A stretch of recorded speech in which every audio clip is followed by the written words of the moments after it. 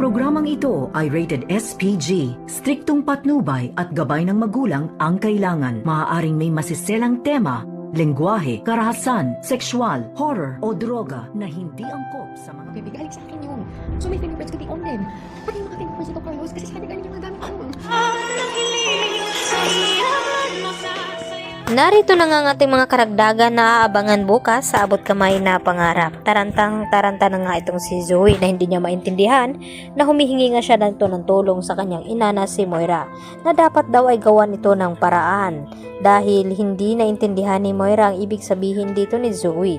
At dito na nga na inamin ni Zoe na itong medical supplies na nakuha ng mga pulis ay galing nga sa kanya at ginamit ni Zoe iyon upang gamutin nga itong si Don Pepe.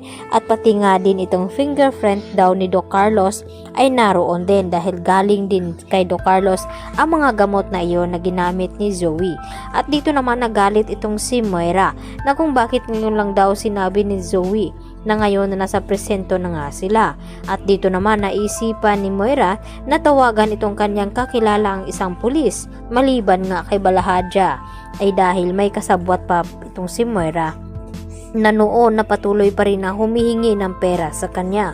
At ito ang tanging makakatulong sa kanya dahil pulis din ito at may malaking katungkulan at ipapawalang bisa itong fingerprint dito ni Zoe nang sa ganon ay malulusutan niya ito dahil hindi nga makakapayag itong si Moira na makulong nga itong kanyang anak dahil sa ginawa nito kay Don Pepe.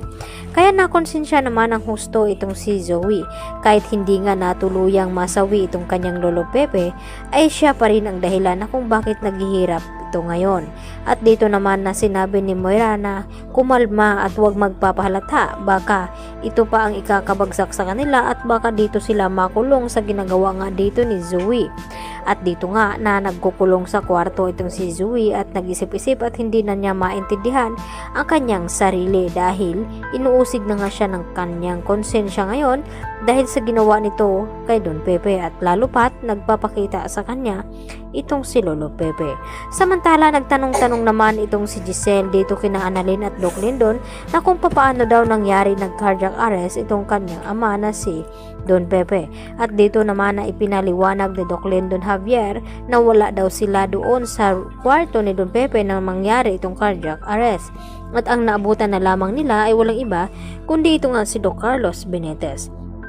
Kaya nagdududa na naman itong si Giselle na kung bakit naroon itong si Carlos at kung papaano na cardiac arrest nga itong kanyang ama na ngayon nga ipinagtataka din ni Annalyn dahil nung huli ay nakausap at nakiramdam nga itong si Don Pepe at pinisil pa nga itong kamay ni Annalyn kaya biglaan nga ang mga pangyayari.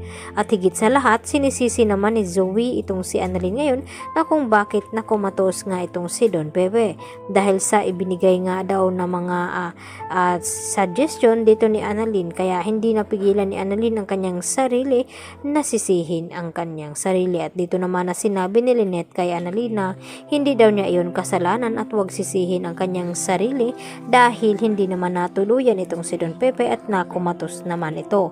At ang gawin lang nila ay manatiling magdarasal at manalangin na sana ay makarecover agad itong si Don Pepe. At nakahanda na nga ngayon na ilipat ni Giselle at RJ itong si Don Pepe dito sa Apex Hospital nang sa ganun ay mabantayan nga ng mabuti dahil baka daw may gagawin na naman na hindi maganda itong si Moira. At hindi naman sumangayon itong si RJ sa ginawa nga dito ni Giselle na pati itong si Zoe ay pinakuhanan niya ng fingerprint.